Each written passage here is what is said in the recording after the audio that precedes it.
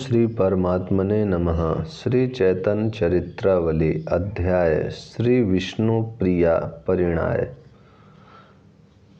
रूप और सद्गुणों से संपन्न, सभ्य अथवा सद्व्यवहार में सुचतुर, अत्यंत प्रेम युक्त, सुंदर वचन बोलने वाली, अच्छे कुल में उत्पन्न हुई तथा पति के मनोनुकूल आचरण करने वाली पत्नी बड़े भाग्य से ही मिलती है।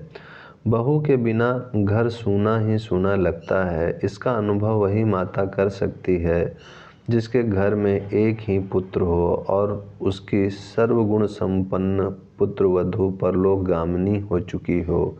उसे चारों ओर से अपना ही घर उजड़ा हुआ सा दिखाई पड़ता है। घर की लीपी पुती स्वच्छ दीवारें उसे काटने को दौड़ती हैं। इकलौते पुत्र को देखते ही माता की छाती फटने लगती है और जब जब पुत्र को स्वयं अपने हाथों से कुछ काम करते देखती है तभी तब अश्रुओं से अपनी छाती को भिगोती है। पुत्र वधू से रहित युवक पुत्र को देखकर माता को महान कष्ट होता है। सची माता की भी ऐसी ही दशा थी। जब से लक्ष्मी देवी परलोकगामिनी हुई हैं तभी से माता का चित्त उदास रहता है। वे निमाई को देखते ही रोने लगती हैं। निमाई मन ही मन सब समझते हैं किंतु कुछ कहते नहीं हैं, चुप ही रहते हैं। कहें भी तो क्या कहें। माता को सदा यही चिंता रहती है कि निमाई के योग कोई सुंदर और गुणवती कुलीन कन्या मिल जाए तो मैं जल्दी से जल्दी उसका दूसरा विवाह करके अपने घर को पहले की भांति हरा भरा आनंद उल्लास युक्त देख सकूं।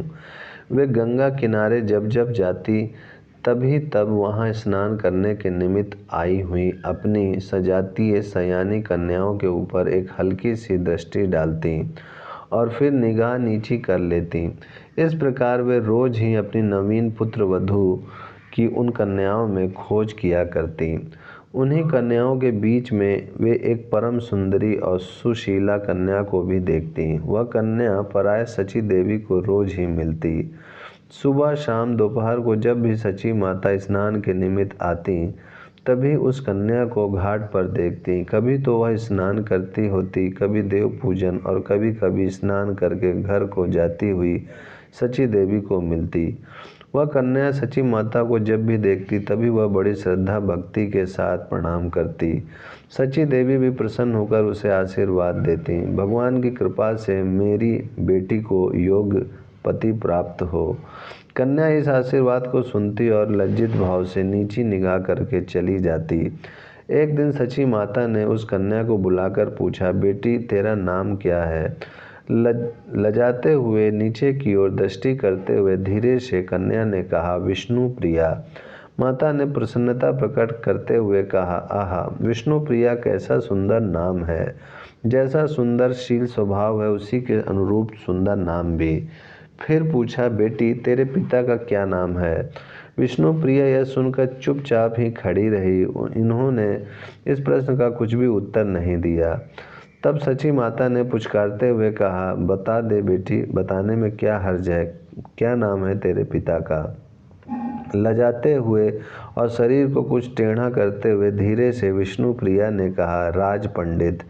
माता ने जल्दी से कहा, पंडित सनातन मिश्र की लड़की है तू? तब बताती क्यों नहीं है? राज पंडित की पुत्री भी राजपुत्री होती है, तभी नहीं बताती थी क्यों, यही बात है ना? विष्णु प्रिया लजाते हुए चुपचाप खड़ी रही। माता ने उससे और भी दो चार बातें पूछकर उसे विदा किया। विष्णु प्रिया का शील स्वभाव और सौंदर्य सची माता की दृष्टि में गड़ सा गया था। वे बार बार यही सोचने लगी, क्या ही अच्छा हो यदि यह लड़की मेरी पुत्र वधू बन जाए। वे रोज घाट पर विष्णु प्रिया को देखती और उससे दो चार बातें जरूर करती। विष्णु प्रिया का अद्भुत रूप लावण्य, उनकी अत्यंत कोमल प्रकृति, प्रशंसनीय शील स्वभाव और अनुपम विष्णु भक्ति की वे मन ही मन बार बार सराहना करती। इसीलिए वे उनके प्रति अधिकाधिक प्रेम प्रदर्शित करने लगीं। विष्णु प्रिया के मन में भी इनके प्रति भक्ति बढ़ने लगी। सची माता बार बार सोचती, क्या हर्ज है, एक बार सनातन मिश्र से पूछवाऊं तो सही, बहुत करेंगे वे अस्वीकार ही कर देंगे। फिर सोचती, वे राज पंडित हैं, धनाढ़ हैं, सब जगह उनकी भारी प्रतिष्ठा है, वे एक विधवा के पुत्र के साथ अपनी पुत्री का संबंध क्यों करने लगे। यही सोचकर कुछ डर सी जाती और उनका साहस नहीं होता। एक दिन उन्होंने साहस करके काशीनाथ मिश्र नाम के घटक को बुलाया और उनसे बोली, मिश्र जी, तुमने सनातन मिश्र की लड़की देखी है। घटक ने कहा, लड़की मैंने देखी है, बड़ी ही सुंदर, सुशील तथा गुणवती है। निमाई के वह सर्वथा योग्य है। मैं समझता हूँ तुम उस लड़की को अपनी पुत्र वधू बनाकर जरूर प्रसन्न होगी। माता ने कहा, यह तो तुम ठीक कहते हो, किंतु वे धनांग हैं, राज पंडित हैं, बहुत संभव है वे इस संबंध को ना स्वीकार करें। हमारी तो तुम दशा देखते ही हो, वैसे लड़की को अन्न वस्त्र का तो घाटा ना होगा। घटक ने जोर देकर कहा, माताजी, तुम कैसे बात करती हो। भला निमाई जैसा योग प्रतिष्ठित पंडित को जमाई बनाने में कौन अपना सौभाग्य न समझेगा। मैं समझता हूँ वे इसे सहर्ष स्वीकार कर लेंगे। मैं आज ही उनके यहाँ जाऊँगा और शाम को ही तुम्हें उत्तर दे जाऊँगा। यह कहकर काशीनाथ मिश्र माता को प्रणाम करके चले गए। ओम शांति शांति शांति।